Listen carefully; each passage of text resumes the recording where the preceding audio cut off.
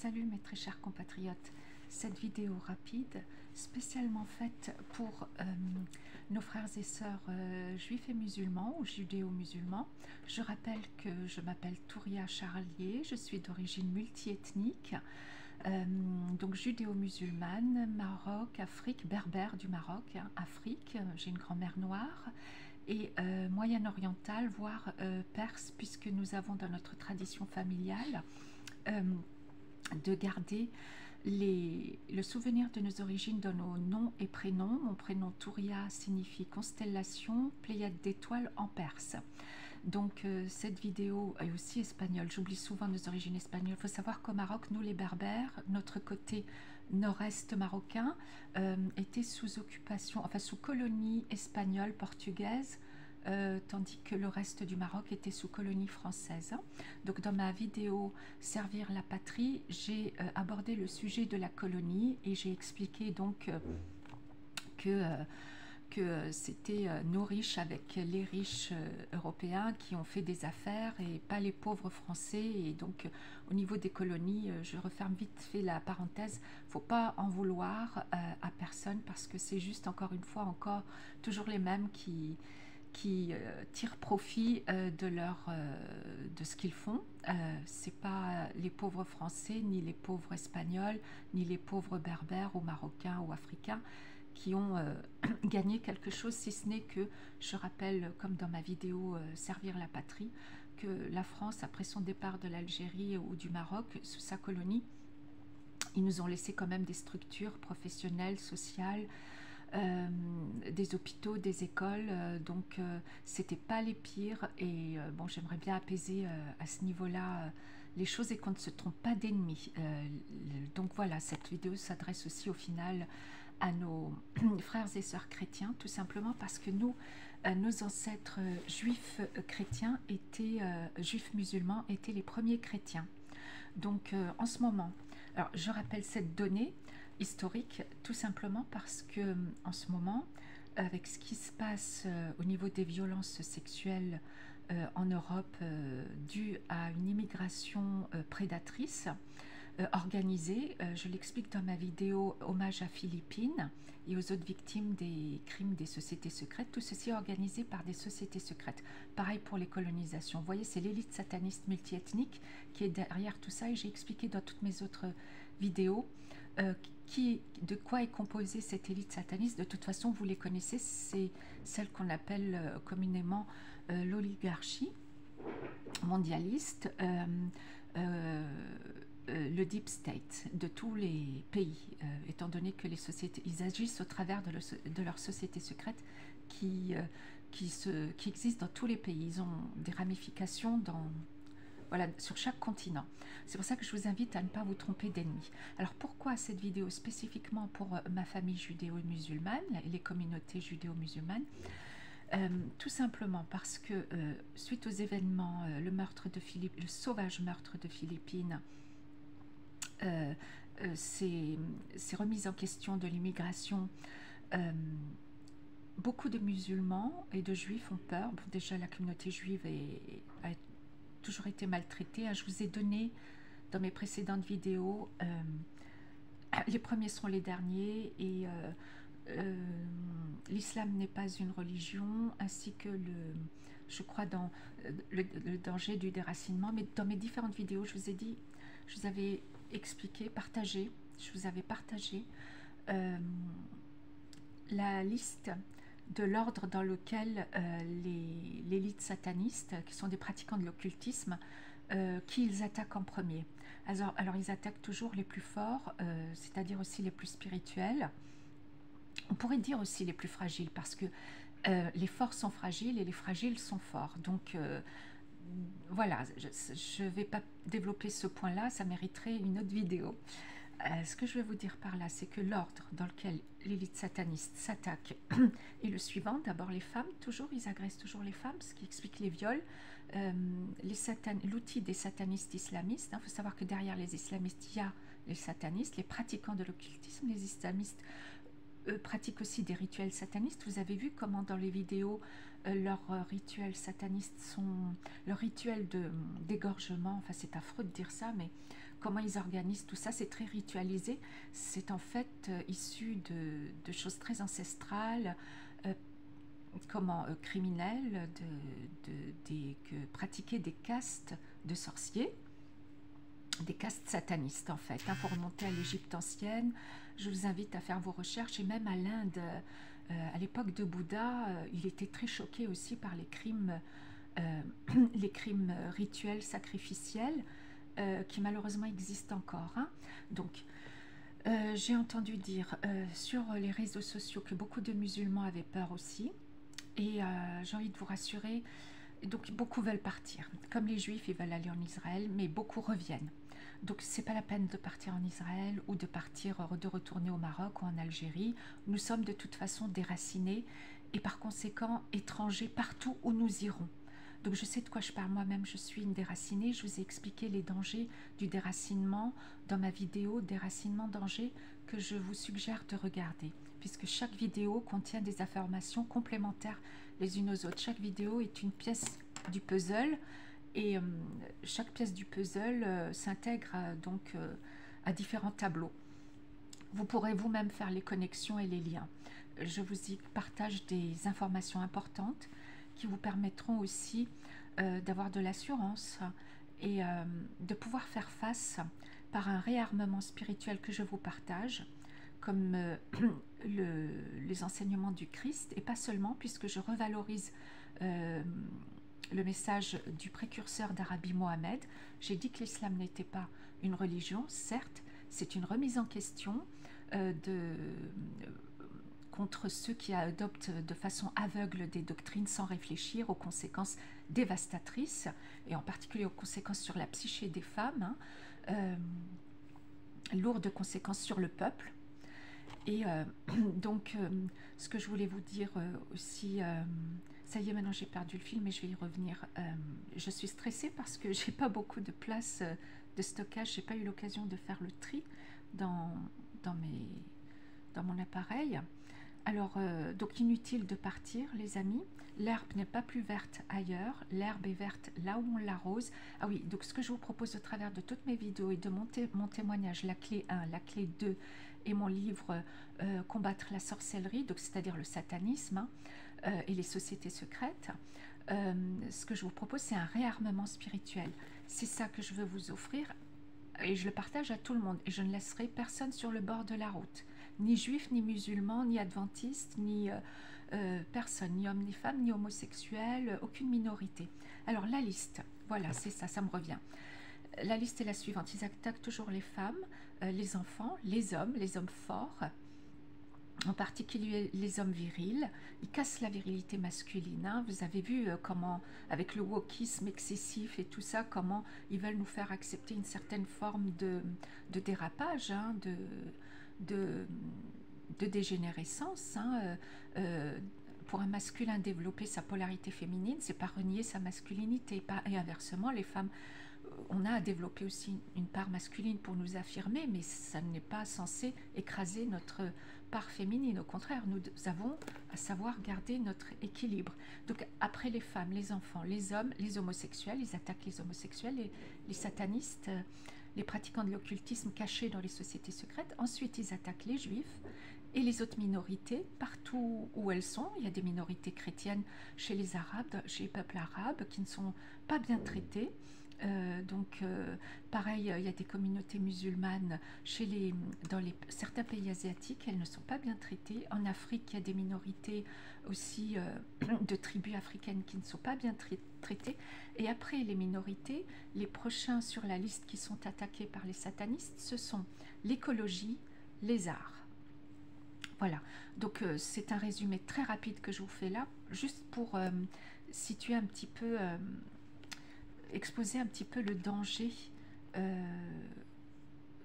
que nous encourons, et donc être dans, comme disait Jésus-Christ, ces enseignements qui n'étaient pas une religion mais une stratégie d'autodéfense contre le satanisme. C'est même un rempart. Hein. Jésus, j'ai découvert par cette épreuve que j'ai vécue à cause des attaques des marionnettes du diable cachées dans les sociétés secrètes, hein, ces soi-disant mages noirs qui sont en réalité des malades mentaux.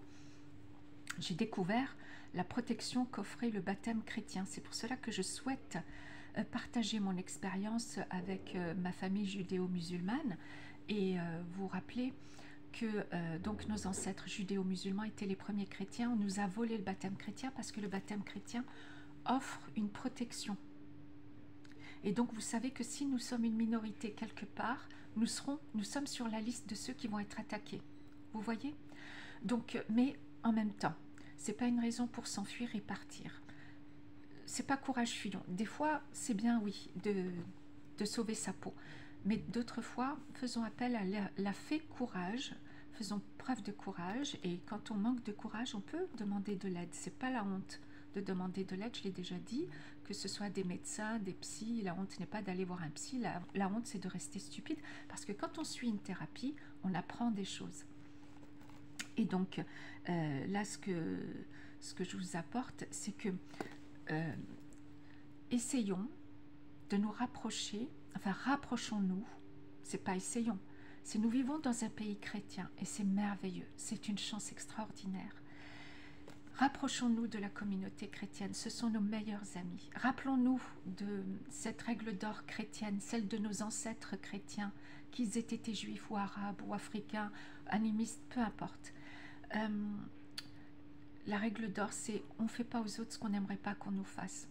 Et on a tous quelque chose à apprendre les uns des autres et à apporter les uns aux autres. Donc gardez confiance, réfléchissez, demandez qu'est-ce que moi j'ai à apporter à la communauté chrétienne, à la communauté française, à la patrie, là où je vis, où j'ai choisi de vivre. Si vous aimez la France ou n'importe quel autre pays d'Europe, réfléchissez à la manière, je vous invite à la réflexion et à trouver votre qualité. On a tous quelque chose à apporter.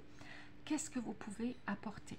Si vous ne savez pas, observez ce que vous aimez ou utilisez la méthode, je propose dans ma vidéo technique de Scotland Yard, la méthode des enquêteurs de Scotland Yard. Avant de vous endormir, vous demandez si vous êtes croyant à Jésus ou au précurseur d'Arabie ou même à Bouddha. Je vous suggère de vous tourner aussi vers Bouddha parce que les enseignements spirituels sont tous complémentaires. Donc on ne peut pas rester confiné à un enseignement spirituel. Sinon on est perdant, on est gagnant quand on s'intéresse aussi aux autres. Et donc là, si vous n'êtes pas croyant, vous pouvez demander le soir avant de vous endormir à vos ancêtres. Moi j'ai commencé comme ça, j'ai demandé à mes ancêtres et je faisais des rêves où on me rappelait l'histoire de mes origines berbères, qu'est-ce qui leur est arrivé. Et c'est là où je me suis souvenue, c'est comme une remontée d'amnésie. Et je rêvais de mes ancêtres qui me disaient notre petite fille, souviens-toi de notre histoire. Et c'est très important parce que dans notre histoire, mes amis, notre histoire berbère, nos ancêtres qui étaient aux juifs, aux chrétiens, aux païens, ils ont été sauvagement islamisés, convertis de force par le viol et la magie noire. Et je vous explique dans ma vidéo hommage à Philippines comment ils font la programmation de contrôle mental qui accompagne ces sauvages conversions. Ils ont des méthodes, vous savez. Ils veulent évidemment convertir, islamiser de force, évidemment par le viol et la magie noire, par des infiltrations diverses dans nos universités, par les mariages mixtes. On n'a pas le droit, quand on épouse quelqu'un, un chrétien par exemple, de lui demander de changer de religion pour nous. Que ce soit pour devenir musulman ou juif, on n'a pas le droit. Quand on épouse un chrétien ou quelqu'un, on ne lui demande pas de changer sa religion. On l'accepte tel qu'il est. Si c'est un bouddhiste, on l'accepte tel qu'il est, ou une bouddhiste. Hein, si c'est un juif ou une juive, on ne lui demande pas de changer de religion. On l'aime parce qu'il est juif ou elle est juive. Vous comprenez? On l'aime parce qu'il est musulman ou elle est musulmane. Ils ont quelque chose de différent. Tous les peuples ont quelque chose à apporter aux uns aux autres et à apprendre des uns et des autres. Donc c'est du racisme d'exiger de quelqu'un de changer de religion quand on l'épouse. Et c'est une manière de convertir un pays par ces mariages mixtes. C'est aussi du chantage affectif, vous savez.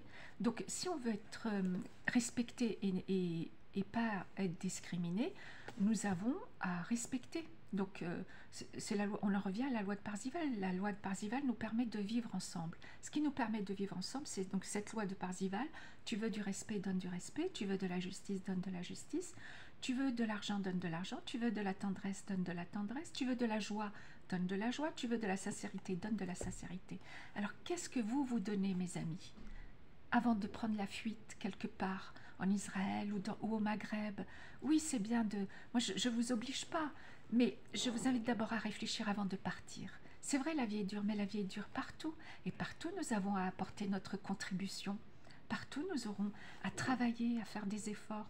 Et je dois vous dire que on a bien de la chance de vivre ensemble. Et la France a besoin de nous pour qu'on montre une bonne image de nos origines qui étaient chrétiennes aussi. Alors, redécouvrons la richesse de nos origines, la richesse de notre histoire, mais la vraie histoire, celle que je vous partage dans toutes mes vidéos, en particulier celle de l'islam n'est pas une religion, et aussi le déracinement d'Angers, aussi les premiers seront les derniers, dans ma vidéo Servir la patrie, ma vidéo aussi de reprogrammation, déprogrammation et reprogrammation.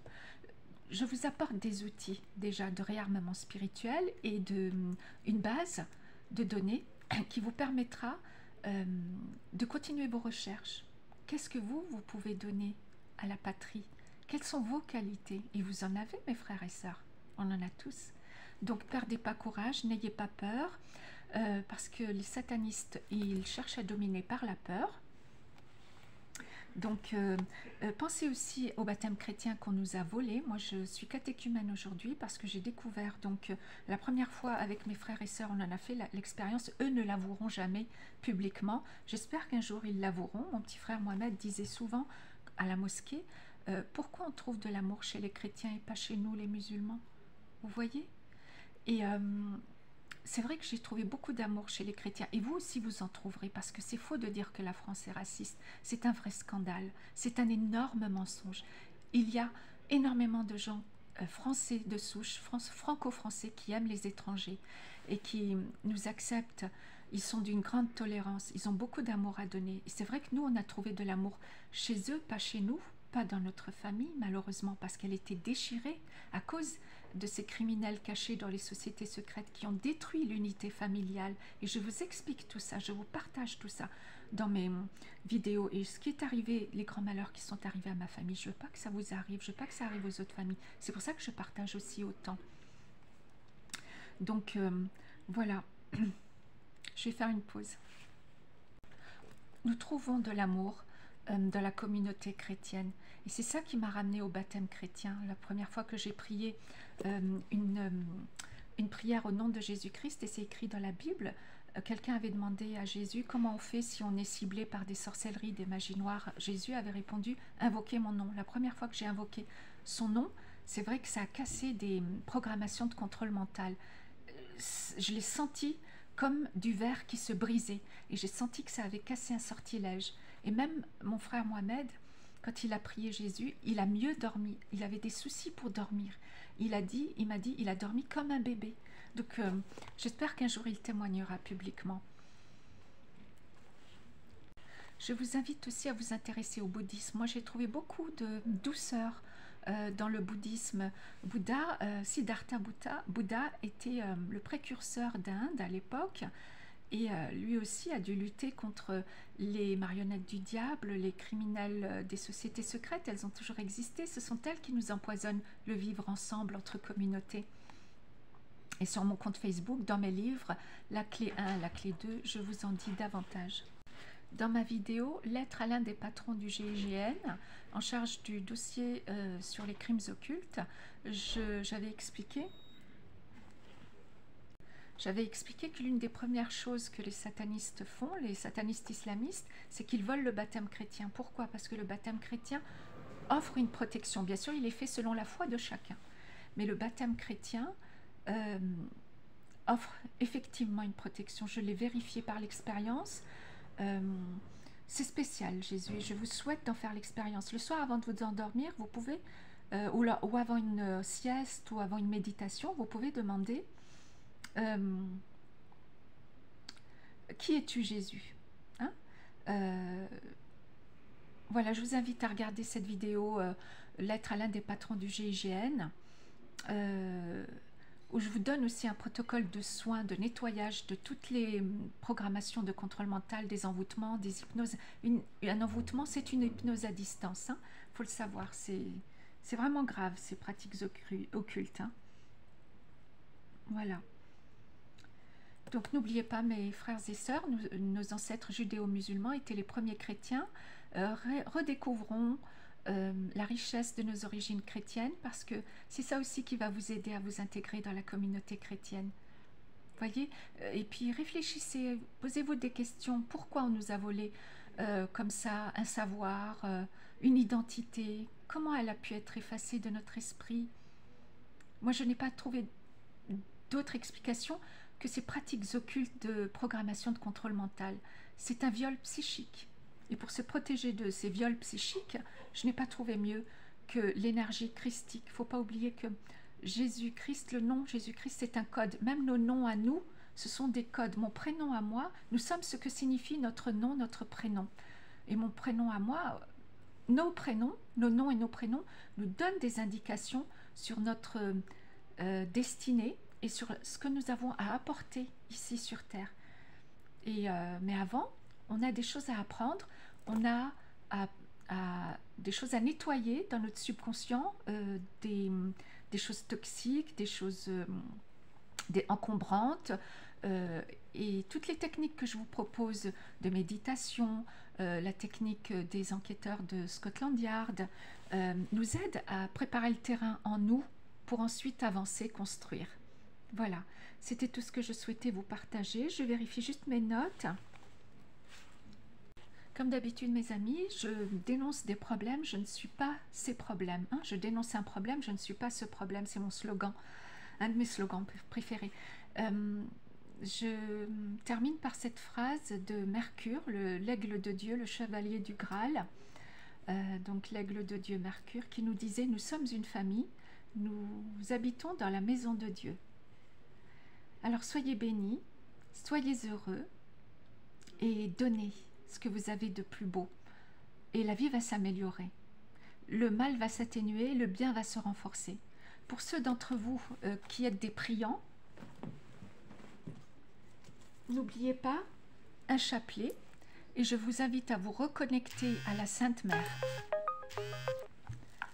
N'hésitez pas à vous reconnecter à la Sainte Mère parce que certaines religions comme l'islam nous coupent de la liaison avec la Sainte Mère, avec Jésus, qui nous apporte quelque chose de différent que le précurseur d'Arabie ou Bouddha, que j'aime beaucoup. Pourtant, vous savez, hein, j'ai revalorisé aussi le précurseur d'Arabie en expliquant qu'il n'avait pas de harem.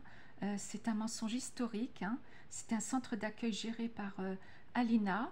Et voilà, donc je vous invite à regarder ma vidéo « L'islam n'est pas une religion » pour pouvoir un petit peu déblayer le terrain et vous reconstruire sur des bases plus saines, ce qui vous permettra d'être plus fort et d'être mieux armé spirituellement.